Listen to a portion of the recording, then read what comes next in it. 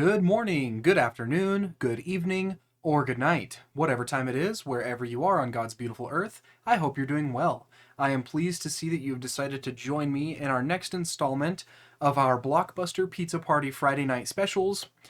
Basically, if you don't really know what the BBPPFNs what they are, or if this is your first time tuning into one of my videos, um, glad to see you here. Go ahead and hit that subscribe button if you would be so gracious as to do that. But I would encourage you to go back and watch the first episode of this series, the Blockbuster Pizza Party Friday Nights. More specifically, the first series in our Call of Duty Finest Hour playthrough. Basically, that's just going to kind of give you a little bit of background, let you know sort of what the purpose of the series is, give you a little background about me, and, just kind of dipping your toes into the water. That way you're not, like totally walking into the middle of like a story that's, being told. But in any event, we're not going to waste a lot of time today. Basically, just going to get right back into it. Where we last left off, we are a Soviet tanker during World War II. We are about to storm a German airfield, I think it was. So let's just get right to it. Let's blow some stuff up. Yeah, I actually must say that for all the faults in the gameplay, it's enjoyable to me. I don't know if a lot of that is just like my nostalgia and my experience with the game, from years gone by, which it definitely could be. I might still have those rose-colored glasses on. That doesn't mean that I don't have a lot of frustrations with the controls sometimes, because they are not great. If anybody, if you're just used to kind of the really like new, oh holy cow, if you're used to a lot of the newer controllers for like, especially nowadays with like PS5s and Xbox Series S and X controllers, or well, I don't know if the Series S and X, don't they just use the same controllers as the regular Xbox One? I don't really know.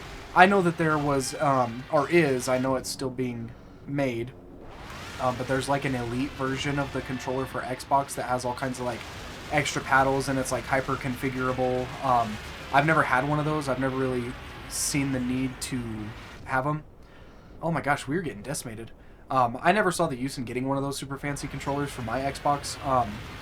I had an uncle who was a big gamer, and he had one of those elite controllers, and he really liked it though, so that's cool. But I didn't really want to spend twice as much, or I think it's a little bit more, on one of those controllers versus like a regular Xbox One, when the regular Xbox controllers are already running at about like 60, or now I think they're like $75, just because they have a bunch of like different colors and stuff that you can get, which is pretty cool. But in any event, sorry, just to kind of get it back to where we were.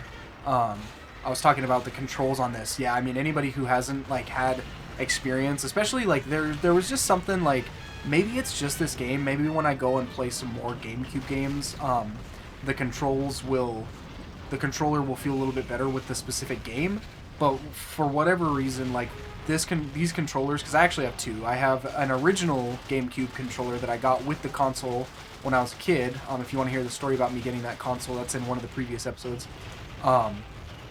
But I have one of the controllers that I got with the console years ago, so it's an original. And then I also have like an aftermarket GameCube controller that is even still pretty old. I bought it like 5 years ago, I think. So I mean, in technology terms, that's ancient, right? But yeah, anybody who's not used to that, it's full analog controls, right?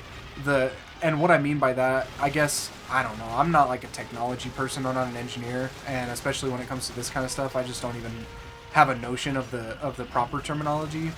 But like with this one, I think the best sort of like parallel I could draw for you is to talk about just the fact that like on a modern day video game controller, the triggers you can, and even like the sticks as well too, you can like ease into your command. So there's a lot of games that you can do like you can press lightly on the trigger, or you can like go all the way in, and it kind of just, it changes the function of it or whatever. This does not have that. It's literally, you're pushing the trigger all the way through until you like hit the actual physical analog button, I mean, obviously, I'm sure that there's like buttons and stuff in modern day controllers. I don't really know if like analog versus digital is the proper delineation, but you know, analog is just kind of a good way to talk about old crap, I guess. And these old controllers, like sometimes they feel like crap, honestly. Um, so you know, but that's okay, right? That's kind of part of the charm, I feel like. Um, I've kind of talked about it in other episodes, but like, I feel like we're kind of spoiled for choice here in the modern day, with all of our different like fancy video game accessories and you know the different video games and technologies that we have. Um, I think we kind of forget where we came from sometimes, and especially like looking at something like this, you know.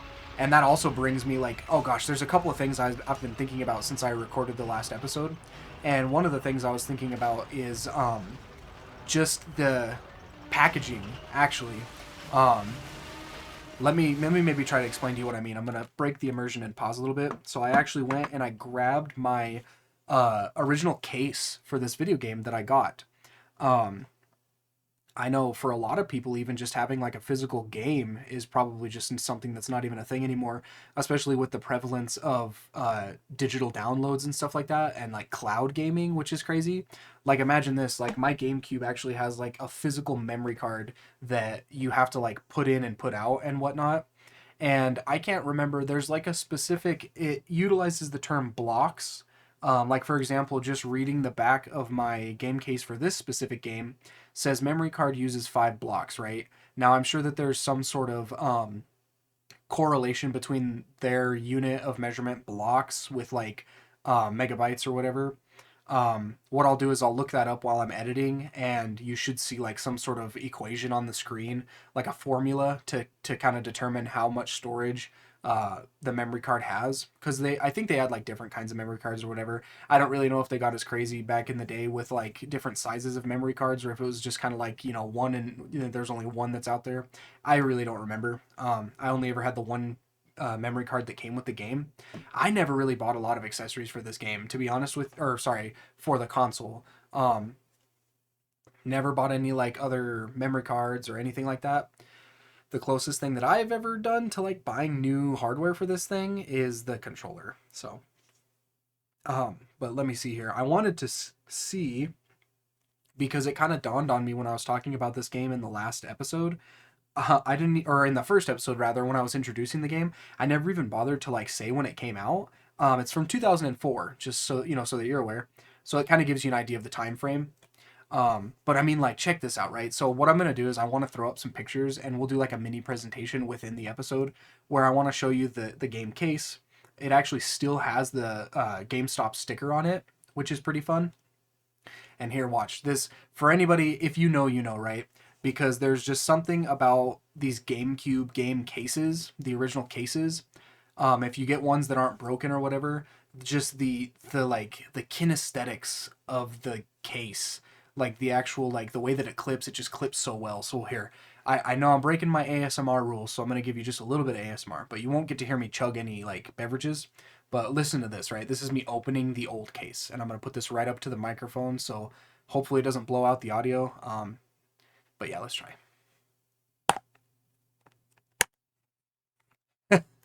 Yeah, that's opening it. Um, it's just so the cases are built really sturdy. Like looking inside of it, the type of plastic that they use is really good. It's not like this chintzy plastic. Like if you do go in and buy like a brand new video game that does like a physical copy, just it feels like the freaking the games or the cases for the games are just so cheap. I'll show you some pictures of the inside of this case too. It's actually crazy. It comes with a memory card storage slot. So I don't know if maybe that would have been. I don't think that this game came with a memory card. I'll look that up and then maybe throw an asterisk on the screen. But I think just from like the way that I'm reasoning that out, I want to say that what that probably is for is like let's say you know your buddy has a GameCube and you wanted to bring over your copy of Finest Hour.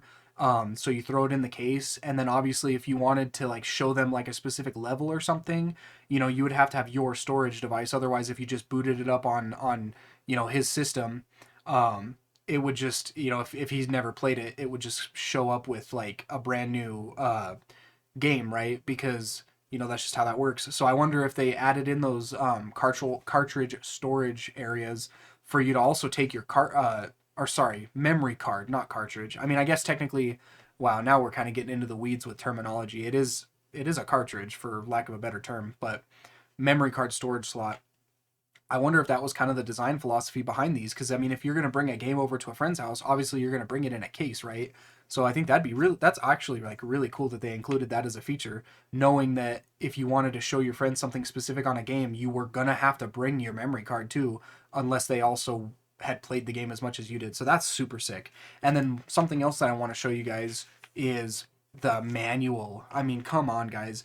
Manuals in video games is just not a thing anymore, like at all. Especially like nowadays, it would seem kind of irrelevant with the idea of having the internet and stuff. So like game guides, game manuals. I mean, the physical hard copy stuff just isn't really a thing. Sorry. But I mean, nowadays the best you'll probably find in any game is like one of those like warnings booklets that tells you not to like play in a dark room and like to limit your screen time so you don't have a seizure. Um, that's crazy. But it also like I'll show you some pictures of this actual game manual that it comes with. It's called the instruction booklet, right? It's funny because a lot of these old GameCube instruction booklets, the very back page, which I'll show you this right here, is usually from my memory like an advert for one of the company that made the games, one of their like other games. So this one has an advert for Tony Hawk's Underground 2. That is so fun. But yeah, I mean, it's if you look through here and flip some of the pages, I mean, it gives you like an introduction. Um, you got like your little table of contents, helpful hints, controls. Um, Kind of just gives you like a quick rundown of everything. I like it because when I was thumbing through this a little bit earlier, I found a little section that I think you guys will appreciate, and it's their helpful tips section. And I cannot recall if it was the last episode or the first episode, but in one of our previous installments of the Blockbuster Pizza Party Friday Night playthrough of Finest Hour, I was kind of describing, kind of circling back to the previous part of the conversation about like game controls. Um, this game for somebody who's like coming off of a brand new, you know, Black Ops 6 or like remake of Modern Warfare 3 or whatever, the controls are going to be awful. You are going to hate it. There is a learning curve going from like new games back to this like old style of first person shooters. And to me, like if you're a pessimist, you could kind of like look at that and just be like, "Oh man, like it's so clunky, like it's just really hard for me to play." But then there's part of me, like the way that I kind of take it is I try to be like a half glass full kind of guy with it. And I almost look at it as kind of like being more realistic in a sense, because like I was saying in the last little um, diatribe I went on about it, you really have to play this game kind of like real life, just in the sense that you have to take it slow. You got to really watch out for like finding cover. Reloading is really slow, moving is really slow.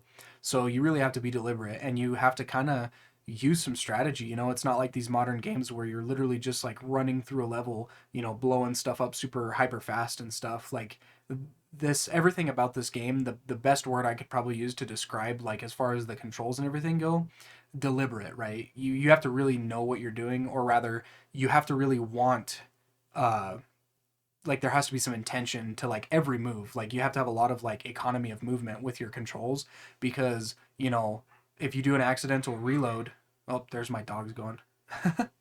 um if you're familiar with the channel, you know that these longer format videos, it's basically like a one take sort of thing. I like it to be kind of loose, kind of free form. I think it's a little bit more fun that way. So you might hear my dogs bark here and there, so apologies for that. But what was I saying? Oh yeah, you really have to like know. You have to be pretty intentional with your movements, especially when it comes to the controls. Because if you're not careful, you can initiate a reload when you didn't really want to, and the reloads take some time. It's like reloading a weapon in real life if you've ever done that.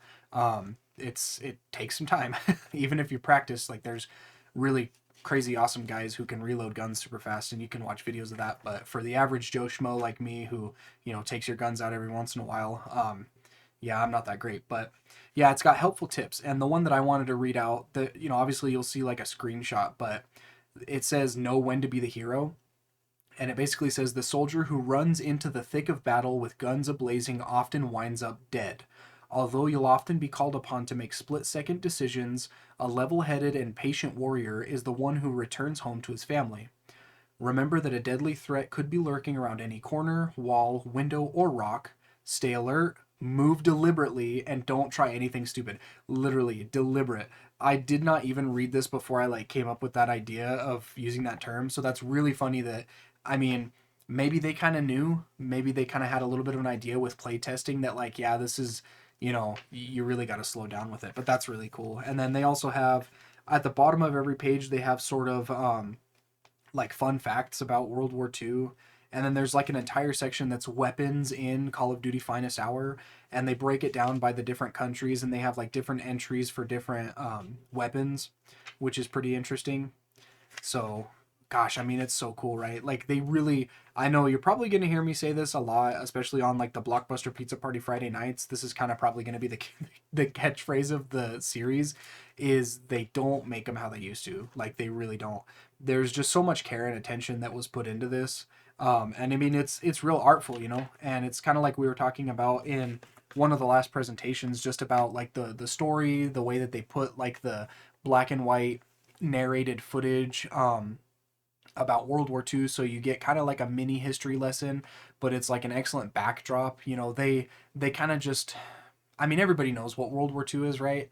But they do like to like give you some information on it. You know, they don't just sort of like give you the real basic sort of like, well, everybody knows what World War II is, so let's just drop you in it. Like, I don't know. There's just, it seems to me like they really had reverence for the topic, and then the music kind of speaks to that. The voice acting, you know, as cheesy as it may sound to us, you know, modern ears or whatever, I think the voice acting is great for what it is, right? Like you could tell that it's very like, I mean, you know, whoever was doing it, they are actors, you know. But anyways, that's enough of that diatribe just about, you know, the way that they don't make video games the same. So I'll close out this little mini presentation within a presentation by doing a little bit more ASMR, and I'll let you hear the clipping shut of the game case. Which again, if you know, you know, right? Like if you grew up with these GameCube game cases, like they're heavy duty, man. So like, listen to this.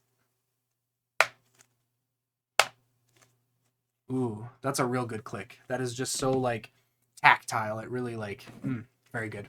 But let's get on with it. I think if you're a long-time viewer of the, or maybe not long-time, you know, because this video is one of our earlier ones, but if you're, I mean, I guess that statement doesn't really ring very true because these videos are up forever. So if you are a long-time viewer, or if you're somebody who's even watched a couple of my videos, you know that we just take it easy around here. You know, we're not really in any big hurry. We're just relaxing, right? It's like, what's a good way to compare it? We're schoolmates together in like 6th grade, and you invited me over to your place for a sleepover, and I'm in your house. But that's horrible. But yeah, like it's supposed to just be kind of like this nice little like relaxation sort of thing, just kind of like it was when we were kids, you know.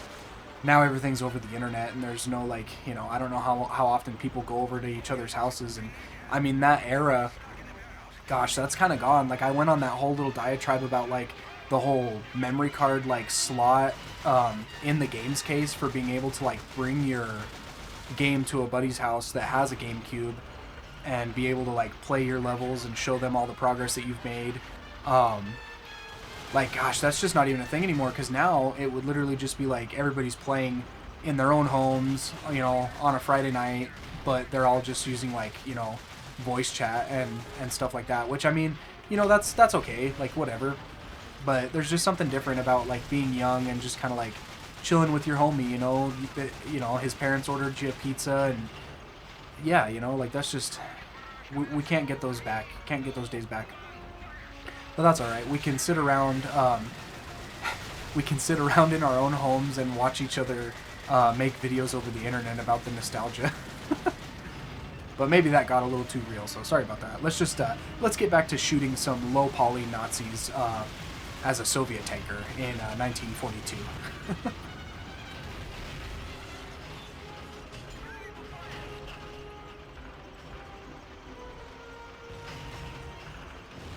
I think that's a dead end. I think I'm supposed to go this way.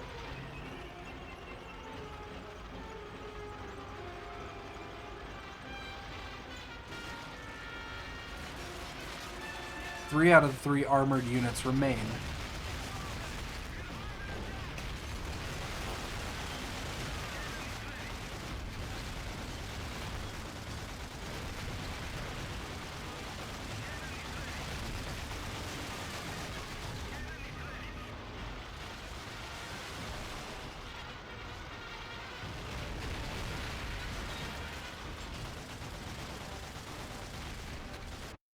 Pause this real quick because I'm getting some glitches in the audio.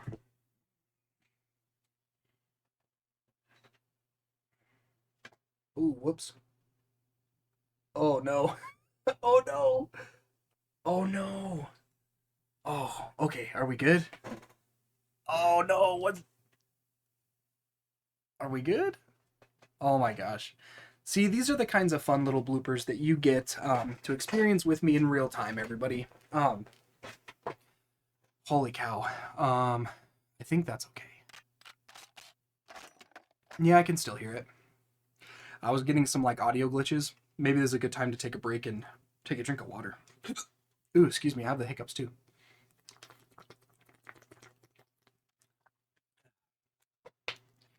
Yeah, for anybody out there, if you don't have a cup of water right now, pause this video. I'm commanding you to pause this video, get up, go to the kitchen, get yourself a glass, throw some ice cubes in that bad boy, and get yourself some fresh water. I know you're thirsty. I know you're dehydrated. I know there's probably a 50-50 chance that you haven't even taken a drink of water at all today. I read somewhere on the internet, which is the most reliable of sources, that what is it, like 75% of Americans are dehydrated at any given time. I mean, it stands to reason that that probably is true. But yeah, no, I was just trying to adjust. I think I've shown it in one of my previous presentations, just the setup that I have for being able to play the GameCube and record it.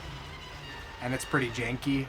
There's like a AV to HDMI converter that I have the GameCube's red, white, and yellow plugged into, and then that converter plugs the HDMI plugs into that converter, which then plugs into the Elgato, which is plugged into my PC. So it's just a whole thing.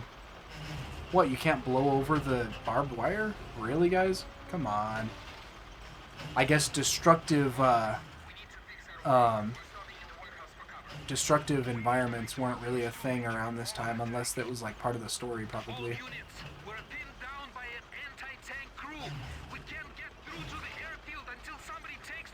Oh, here we go. We're on foot now, guys. Okay. Nice. We got the DP, got the Degtyarev. This is my favorite. This is probably, so far, one of my favorite guns in the game. What else do I have? Papasha. All right. Okay, okay. We're rocking. Okay, what's the mission? What are we supposed to be doing?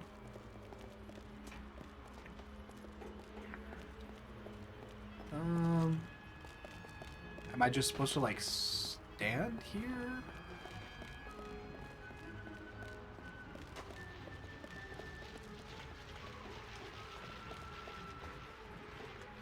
Oh!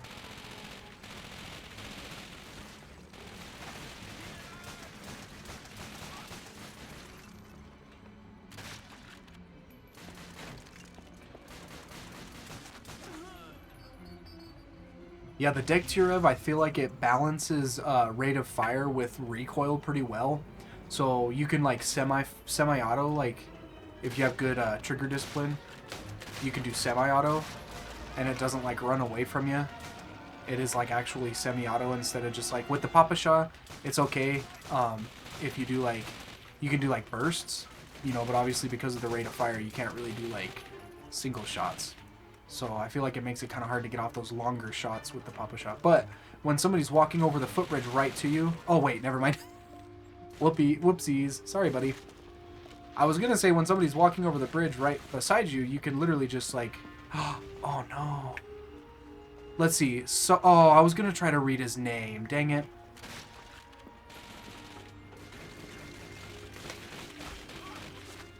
I think this is just like one of those defense missions or whatever. We're probably just supposed to be stationary for a minute and just defend the tank.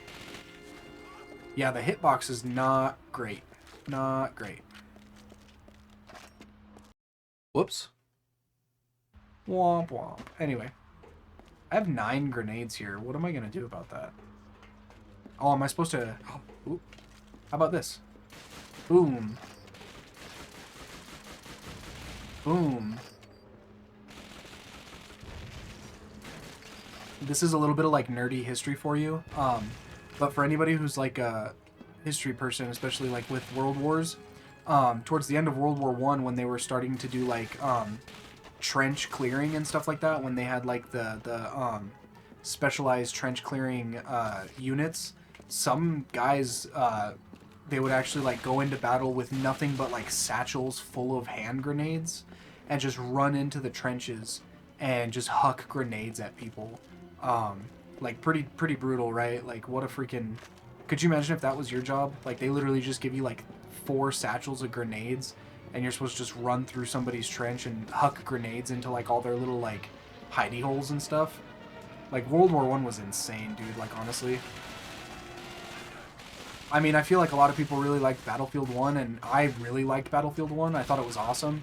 When I first found out that they were going to be making a World War I themed Battlefield, that ticked so many boxes for me, and I was so stoked. And honestly, like, I have had a lot of fun playing it. I don't really play it much anymore.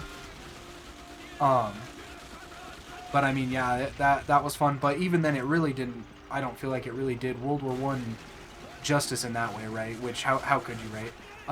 There's some games that are out now that are relatively newer. Oh gosh, there's like a trilogy of them, I think, if I remember correctly. There's one that's like Isonzo, I think, or something. So you play as like the Italian front of World War One, and then there's like an equivalent to the Eastern Front, and then like the Western Front, where you play as like French, I think, or whatever, like French versus Germans, and then like I just can't remember the names of them, like Verdun, Isonzo, and then I think like I can't remember what the third one's called. But those are actually like I've played a little bit of the Eastern Front one, like Russians versus Austrians or whatever it is, and those ones are like pretty realistic as far as gameplay goes.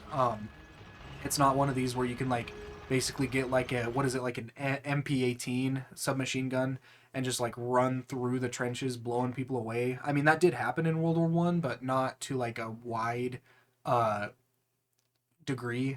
Most guys were like using bolt action long guns during World War One, which is pretty insane if you think about that. And those games, it's kind of the same. You're just like running around. I think mostly just with like a long, bolt action 5-shot bolt action rifle, and then maybe like I think you get a pistol too. But I don't even think they probably do in some of the games have like machine guns. Like I know they have machine guns that you can get in, but I don't know like. We already kind of talked about it in the, I think it was the first episode of this, where we picked up an MP, what is it, an MP42 or MG42 or whatever, and we were just like running around the trenches, like popping it off, right? Like, walking fire the MG42. I don't really know how prevalent something like that would have been. The MG42 is like a squad-operated weapon. Yeah, utilizing modern-day tactical terms for World War II weapons, right? Am I right, guys? But like it would have been a crew served weapon, the MG42, and most of the big machine guns of both big machine guns in general are usually crew serviced. Like way back in like the Maxim gun days, and like some of the other like water cooled machine guns of like World War One and even like World War II, they would have to like sometimes have like 3 or 4 guys running one machine gun. One guy would like feed the ammo through because a lot of times they were like ammo belts. One guy would like obviously shoot the thing, and then like one guy would like be in charge of refilling the shroud around the barrel with water or whatever. And then actually, as a matter of fact, I think it was the MG42 that had like quick detach barrels. So you would even have another guy whose job it was like between belts of ammo. They would actually pull the barrels off of the MG42s because the rate of fire was so high, it would just heat those barrels up so bad. And you would have to switch the barrels out like constantly because it would just warp the barrels or like mess up the rifling or whatever. Because obviously they're not going to sit there and like clean the gun, every so many shots. You're basically just like when you've got a line of corn-fed Americans with 8-shot semi-auto M1 Garands running at you on the beaches of Normandy, like, you are not going to stop and be cleaning your gun, right? So what's the solution to, like, your gun falling apart on you? Just switch the parts out, you know? That's pretty cool. But yeah, so stuff like MG42s, all these modern day video games that you kids are playing where you're running around quick scoping people with like freaking 1919 machine guns and MG42s, like, I mean, it's fun, don't get me wrong, but like, imagine that. Like, that's completely absurd. Or like Call of Duty games where you're running around with like a like an M60 heavy machine gun. I mean, I guess there was guys who, I guess, was doing that in Vietnam, if you were to believe the movies, right? Just running around firing those things, walking fire. Or maybe is that a different... Well, no, that is the M60s. Yeah. In any event, right? Like, we all have this cool, like, Rambo idea of running around with a big machine gun, but even if it's feasible to, like...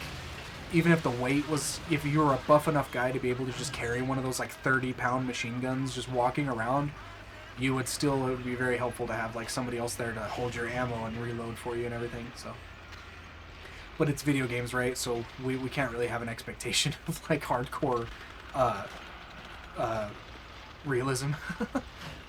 But there are some games that try to do that, you know? Have that realistic effort to them. Am I missing one? Did I miss one back here?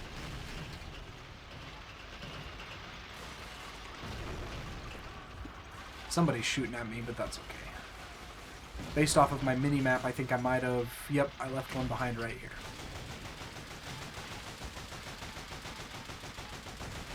The crosshair, when you're in third person, doesn't, like, actually work, right? Oh, whoops.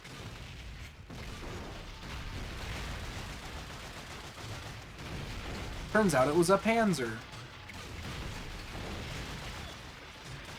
And a bunch of Panzer Shreks. Oh wow, we're actually not doing great.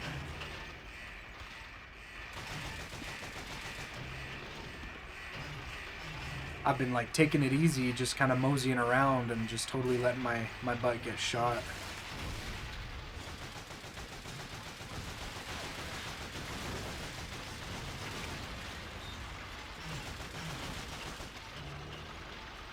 Oh, hey there, buddy. Oh, the tanks actually have self-healing. I just noticed that. Wow, that's cool. Oh, I'm walking right past one of the tanks. Jeez. All planes in hangar are destroyed. Cool.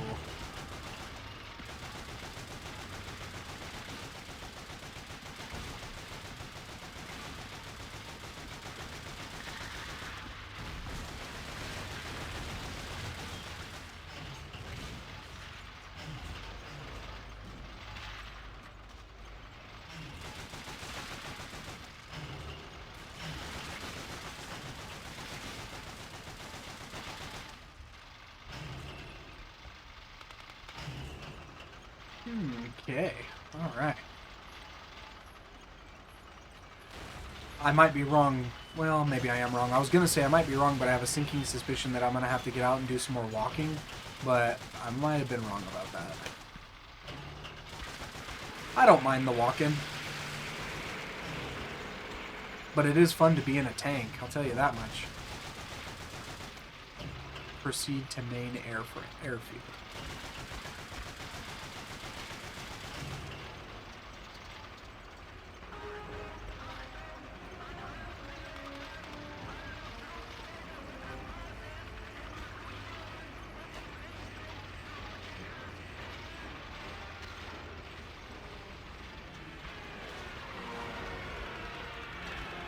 Whoa, the Stukas!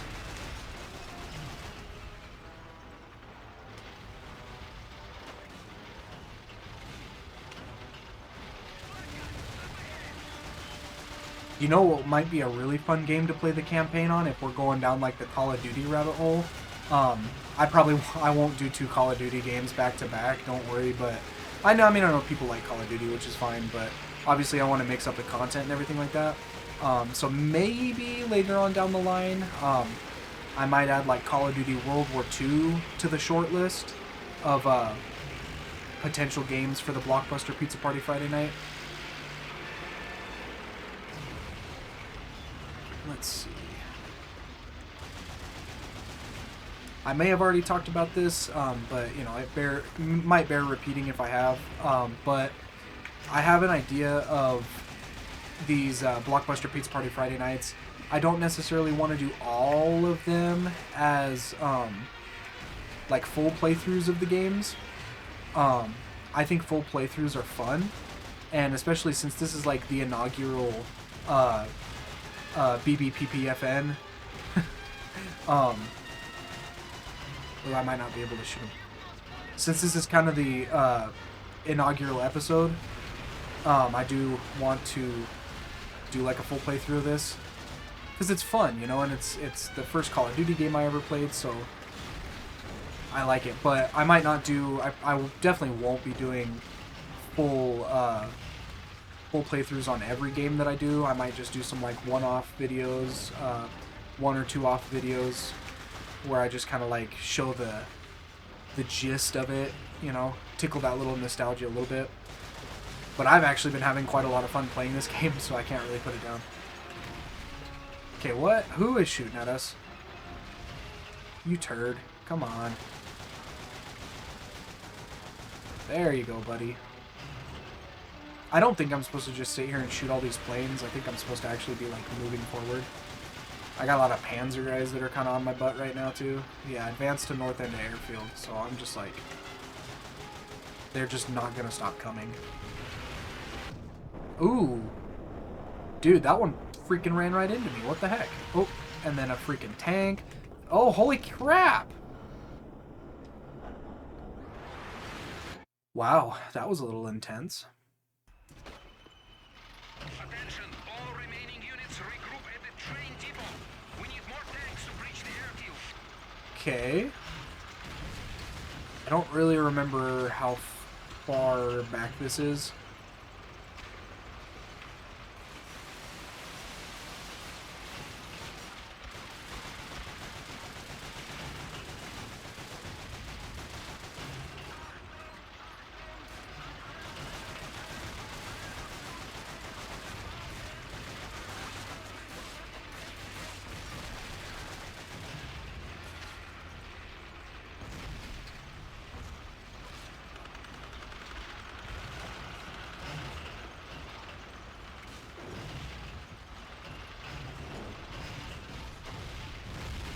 Wow, that was a horrible aim.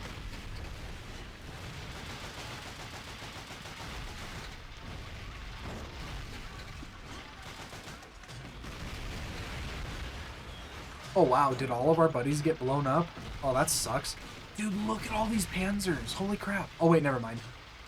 Dude, I really need to like pay attention to the differences between like the T-34s or the T-35s or whatever they are and the Panzers, because I'm all sitting here thinking I'm like getting swarmed. I know like the basic differences, like there's some real real cosmetic differences that are like kind of well known on the T-34s or T-35s that are the like these little cylinders that are kind of on the rear, whatever those are. I can't remember what they are right now, but they have like a really distinct shape, especially if you look at them. This is obviously like a PS1 graphics style, like low poly rendition of that, but because of the way that the shapes are all really like if you look at like an actual like side by side like of different tanks of the era, you can tell the differences. They're pretty noticeable. So even when you have these like lo-fi, low poly, I call them PS1 style graphics. I know that that's probably not accurate. I think the PS2 was like well in by now, by 2004 when this game came out. But that's just kind of a colloquialism that I've adopted. I don't know if, I'm sure other people talk like that too, but the idea of like a PS1 style graphic or PS1 style game, it's just got that like, I don't know, old school style. Maybe that's not the right term to use, but you know. I'm not an expert on all this stuff, and I hope you don't anticipate me being an expert on stuff. We're just here to hang out and have a good time. Hopefully you've got your pizza, hopefully you've got a little bit of Mountain Dew, maybe some Doritos. You know, classic video gamers diet, right? Do you guys remember when the freaking, what was it, Mountain Dew flavored, no. It was Doritos flavored Mountain Dews that came out like a year or two ago, or, gosh, maybe it's been a little bit longer than that, I can't really remember. I never was brave enough to try those.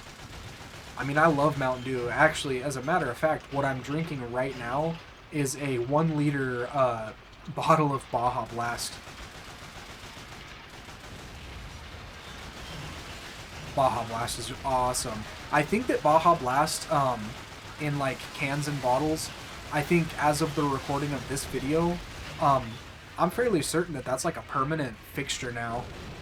I think that Baja Blast Mountain Dews are like something that they're just keeping around. Okay, where are they coming from? Whoa. Okay, we're not doing great right now. Dude, holy crap.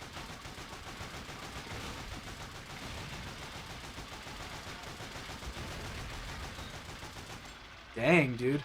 It's a good thing that these tanks are self-healing, because that was ridiculous.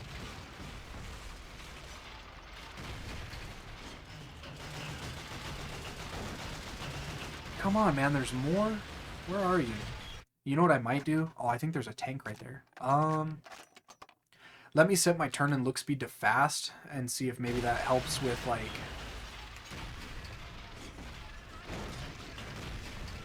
See if that helps with the turret speed. Because right now the issue that I'm having is that I can't, like, rotate the turret as fast as I want to. There we go. I think that helped a lot. Ooh, sorry about that. I have a feeling that I don't necessarily need to be too precise with my aiming on this.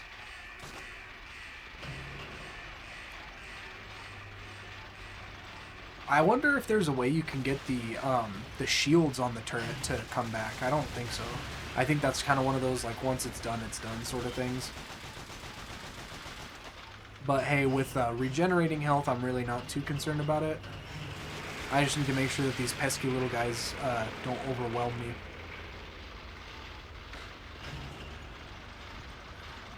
So something that I might do in the next presentation, I think I've kind of overloaded you enough with, like, external sources of media with my little diatribe that I went on about, like, the game case for the game. But I think what I'll do in one of our next Blockbuster Pizza Party Friday night specials, I was talking, I think on the first part of the Finest Hour playthrough, I told you guys a little bit about how I've just been, like, always been like a Lego kid. And I used to make, like, my own versions of, like, World War II, like, Lego figures, just with, like, the parts that I had on hand and stuff like that. And I would sort of, like, replay the scenes from the game, you know, as the nerdy little kid that I was. But then I told you guys about how when I discovered, like, custom Lego elements, it really blew my mind. And since my childhood, you know, getting adult money, I have actually purchased a fair bit of, like, custom, like World War I and II Lego elements. So, and they're pretty high quality too. I won't get into too much detail with them. What? Are you serious? No way. Attention, all remaining units Wow. at the train depot. We need more tanks Dang, to dude. reach the airfield. I'm just not even going to shoot any of them. Okay. Anyways, I won't get into, like, a ton of detail about my custom Lego collection, like a really niche, my custom historical warfare Lego elements. But yeah, maybe in another presentation I'll show you guys a couple of those, because I think they're pretty cool. If you're somebody who is also into that kind of stuff, I'm sure you'll probably appreciate that as well. So.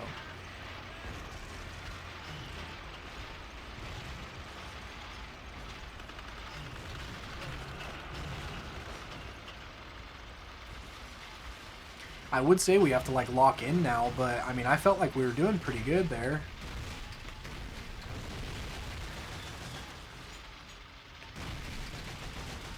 Now, just let me put this into perspective, right? Because obviously, when I first got this game, I was probably like, I don't know, 10 years old, maybe, if that. Um, and playing this game when I was that young, I was never really like super good at video games when I was younger. I wasn't like a prodigy with it or anything like that. Um, so like sometimes I would really struggle, especially with this game. And like when I was a kid, there are some levels that it would take me like a week to clear.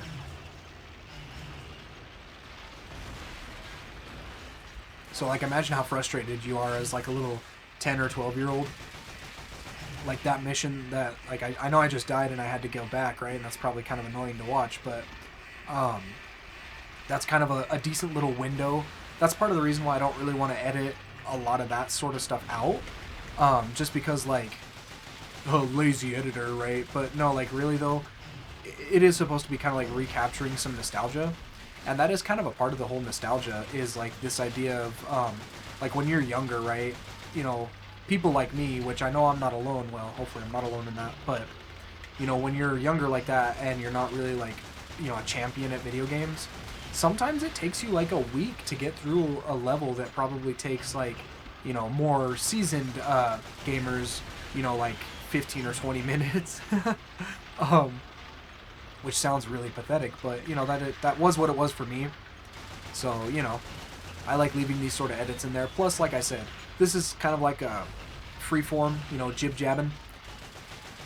So I just kind of talk as I play, and I don't want to lose any of that in like the editing process.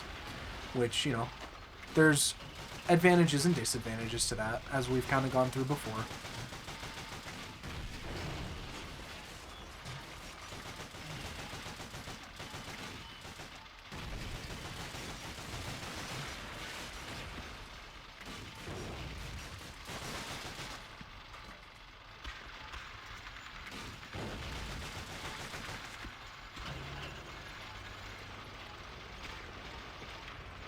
I wonder how frustrated you're getting if you're seeing a lot of these like little Panzerschreck guys before I can see them. You're seeing them in the recording before I notice them playing, and you're like, he's right there, guy, he's right there. And I'm like, where am I getting shot from?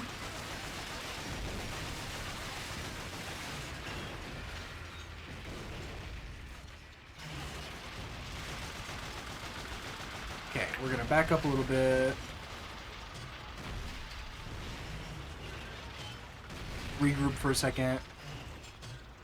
I'm going to sit here for just a second, and I'm going to let my tank health recover while I take a big gluggy of my Baja Blast Mountain Dew.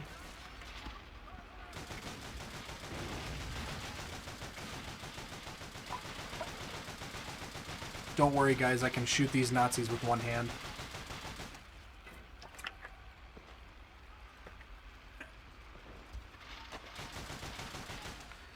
Okay. Do you remember when I told you to get up and go get a glass of water and drink it? Well, I know you didn't do that. I know that because I hacked into your home security footage and I watched you not go and get a glass of water, and I'm very disappointed in you. That was, of course, sarcasm.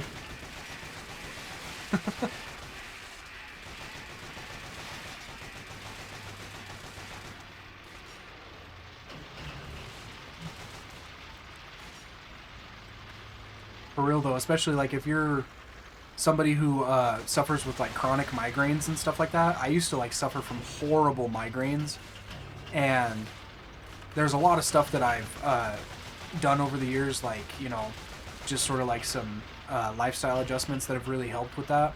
And one of the ones that had probably one of the most drastic immediate effects of relieving, you know, some of that is drinking water. Like, I know everybody's knee-jerk reaction when they get, like, a headache, the first reaction is probably just to go pop some, like, ibuprofen or, like, some acetaminophen-based products, like, you know, Tylenol or whatever. But, I mean, the next time you get a headache, you know, if it's not too bad, maybe just try a glass of water, you know? See if that helps. I don't mean to sound like your mother, but, you know, I care about you. I want to make sure you're feeling good, want to make sure you're staying hydrated. You know how it goes.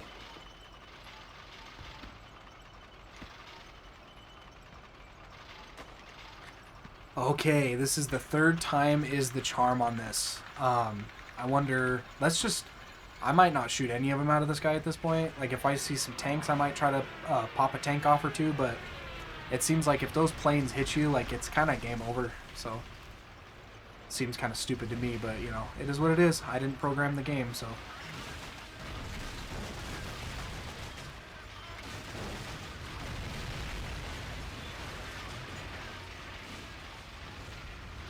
Okay, let's just freaking go, man. Let's just freaking go.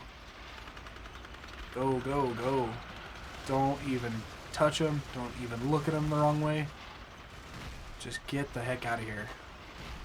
Oh, we got a tank. Let's get the tank. Ooh.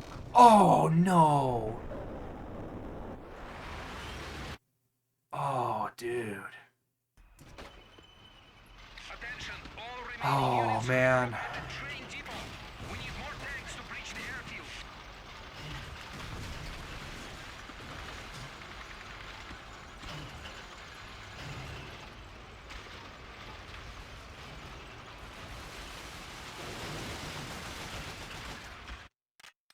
Okay, well, let's just do this, right? We're at about the 50-minute mark. Not quite a full hour, but I'm sure you guys are probably getting tired of me doing this. That's that was the third time I tried to do that, and I died again. So what I'm gonna do, I'm gonna pause my recording here for a second. I'm gonna kind of default to my sort of like 3 tries, 3 strikes rule with this mission. I'm gonna pause the recording, and I'm just gonna get it done, and then I'll restart the recording for the last 10 minutes after. That way you guys just don't have to spend another 10 minutes watching me do this. So, yeah, I will talk to you in the future. Okay, this is future me. Had to go through another few times and get blown up by airplanes on the runway. But I think I made it to the other side, so let's just continue. And yeah, I didn't want to shortchange you guys the 10 minutes, you know. Normally we do hour-long presentations, and it just seemed like it would be kind of cheap to end it early, so we'll give you another about 10 minutes of mowing down a bunch of Panzer Shrek wielding Nazis, while we also blow up some Panzer tanks too. Oop. Oh yeah, I learned that you gotta really focus on those planes and just keep them from doing what they want to do.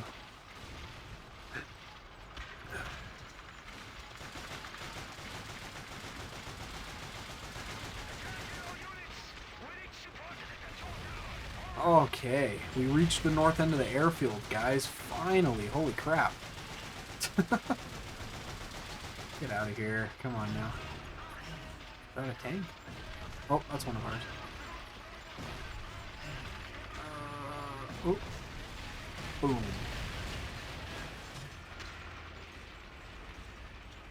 Alright. Here we go. Now we're cooking with lard. Am I right, guys? Has anybody ever actually cooked with lard? I hear it's actually really good. And I guess there's maybe like a little bit of a misinformation about it being like, you know, it's supposed to be a lot healthier than people say it is. I don't know how true that is. That's just something I read. Of course, like I said, on the ever trustworthy internet. So, am I supposed to go around you guys? The road is blocked. We have to go on foot from here. Oh, okay. Okay. From the vehicle, dismount. Alright, cool. Here we go. I like a little bit of on foot gameplay. Pretty fun. We gotta change that back to normal though, because otherwise this is just gonna be not a good experience.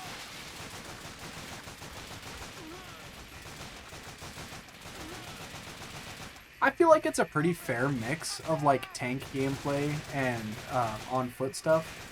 I am like 99% certain that there's no aviation stuff in this game.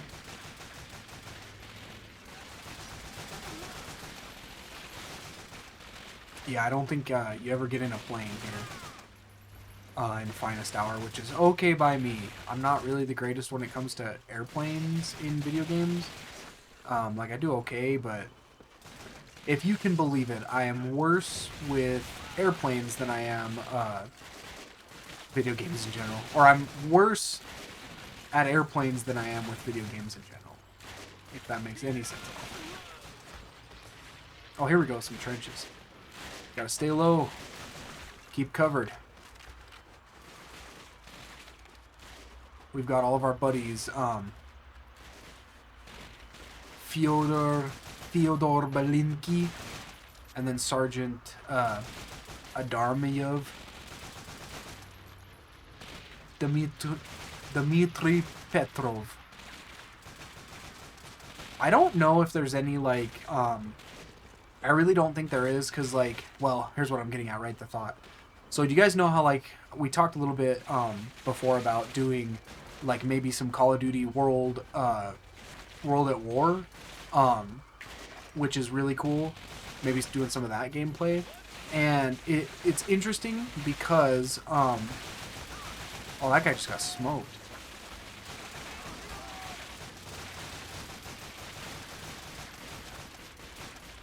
Oh, no, come on, guys. Come on, guys. Cut me some slack. Jeez. Gosh, sorry, I lost my train of thought there.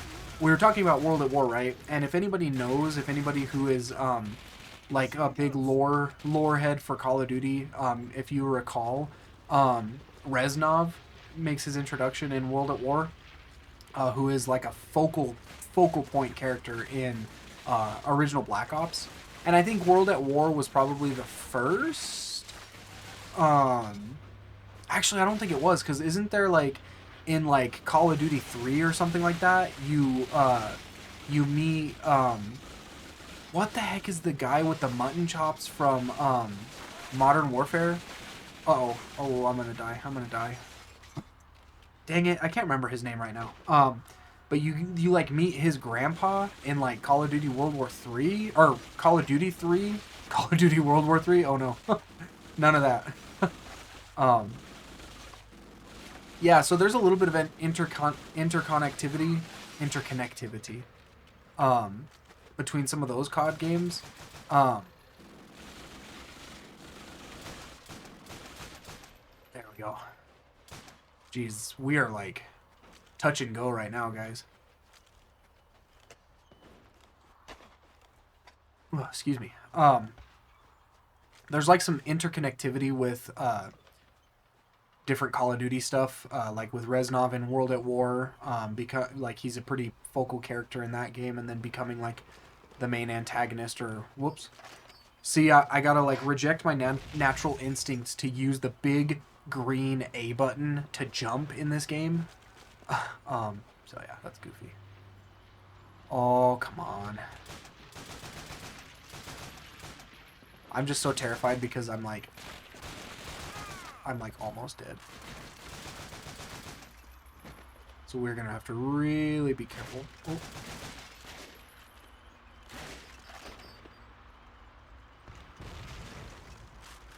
We're just gonna huck a bunch of grenades in there.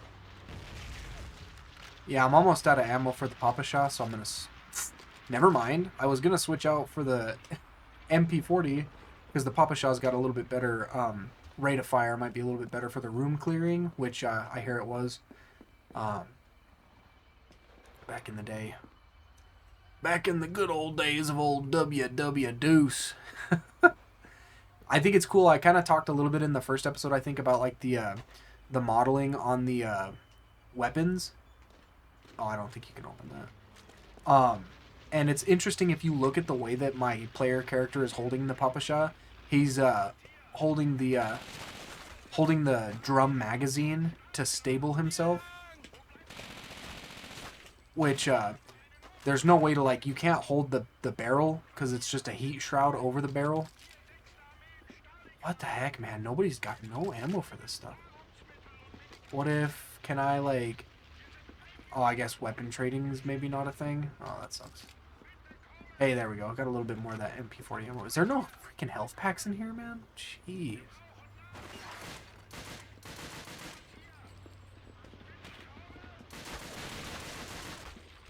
There we go. Oh!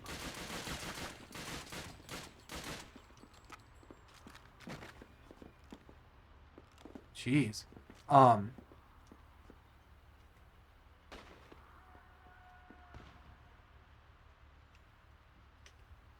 Are we supposed to go up here? Oh, I'm guessing yes. Oh, I think this was our objective. Control tower secured. Let's gather some intelligence for headquarters. Okay. I'm down. I'm with it. What do I do? What do I do? Documents acquired. Look, This guy, your player character, the bald guy, right, that's talking right now, he always like reminded me of Red Foreman from that 70s show. I don't know, for some reason he looked like that. I used to watch that show a lot when I was a kid, back when we had cable and it was on like it was on gosh, I can't even remember what the channel it was that it was on. But my mom used to watch that 70s show all the time, so it's really nostalgic for me. By controlling North Africa, the Axis powers would have a better chance of holding the Mediterranean, now the epicenter of the war. Unfortunately for Italian dictator Benito Mussolini, his army is ill-prepared to withstand the British forces in the region. Hitler, fearful that more losses in Africa would jeopardize his efforts on the Russian front, sends General Rommel and his Africa Corps to clean up the mess. By 1942, the Allies decide that the best way to break the Axis powers back is to create another front. An Operation Torch is born of British and American troops. A well-supported, coordinated push through enemy lines, depleting and destroying fuel, food, and equipment would mean the eventual fall of the Third Reich in Africa, weakening Axis aggression throughout the world. All goes as planned, and by January 1943, British General Montgomery's 8th Army has Rommel and his troops on the run, scrambling to make their valiant last stand at the Mareth Line. Oh man, right on. Cool. Well, I guess we just finished the Russian front. Cool little cutscene. My wife finally wrote saying, Edward Carlisle, just asked to do something else. So I did. It turns out having a background in teaching chemistry can get you out of a desk job pretty quick if you have a mind to it. I knew nothing of Popsky's private army or its ties to the Desert Rats until I was in training. This sabotage platoon's philosophy is lightning-fast strikes and massive explosions deep behind enemy lines. It's gratifying to know that every time we light up a fuel depot or munitions dump, we're stalling Rommel's tanks and helping those poor blighters on the front lines. It may not be fighting fair, but the Germans have hardly fought fair in Europe, so to hell with them. My assignments are highly confidential, so as far as the wife knows, I'm still sitting at a desk. But for some strange reason, I've stopped complaining. Dude, I'm telling you that voice actor sounds so familiar to me. He totally sounds like one of the guys who did a bunch of the background characters from Regular listen Show. up, chaps. The Jerrys have a cozy little setup in this village here. Our job is to break as much equipment as possible, and then dash out before they even know what hit them. Troop B will drive the jeeps behind the Germans and pepper them with machine gun fire. I lead Troop A through town to knock out their communications and burn up their petrol reserves. Carlisle, you're the man with the demolitions. We'll cover you while you set the time and save 4 charges. We'll have to get in and out before everything becomes all spotlights, sirens, and rifles firing. Cock your guns, wet your sights, and ride on. Let's go! All right. Actually, as a matter of fact, I think it was either the last episode. I think it was the last episode. There was another guy whose voice sounded really familiar. I wonder if it's the same voice actor. I can't remember. I remember saying that I was going to look it up in post-production on that video and put something on the screen if I found out that voice actor that I heard was actually the guy that I was thinking of. Oh gosh, I can't remember if I did that right now. Maybe I'll put something right here as well too to kind of clarify that. But in any event, I think that's probably the perfect stopping point. We're a little over an hour right about now. Little bit of hiccup today with the the airplane mission, but that's okay, you know. Like I said, that's what this is all about, man. It's real freeform, just goofy stuff. But yeah, that's perfect. So we finished the first third of the game, finished our Eastern Front journey, and now we are in the Africa Front, playing as a British person. Hello, governor. Hello, governor. So we're gonna cap it off for tonight. I hope you enjoyed. Hope you had some pizza and some soda. Just, you know, good place to unwind and relax and just hang out while we play some old school video games. So tune in next week. We're gonna dive right in and get down and dirty. You know, throwing down on some more Call of Duty Finest Hour. So hope you have a good rest of your night, and we'll see you next time.